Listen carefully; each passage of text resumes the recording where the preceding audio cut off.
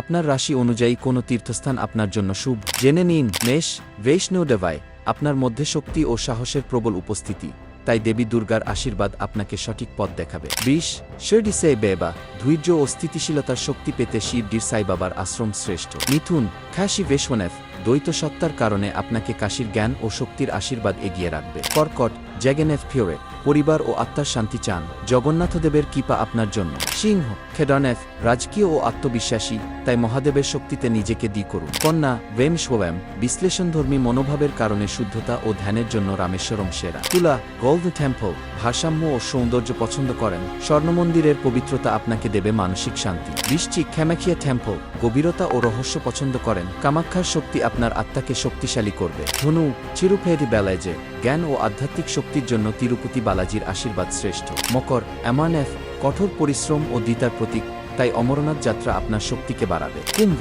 হ্যারেদওয়ার, মানব সেবা ও মুক্তির আকাঙ্ক্ষার জন্য হরিদ্বার আপনার জন্য পারফেক্ট। মীন, দ্বারকা, স্বপ্নবিলাসী ও আধ্যাত্মিক, তাই দ্বারকা ধামের শক্তি আপনাকে শান্তি দেবে।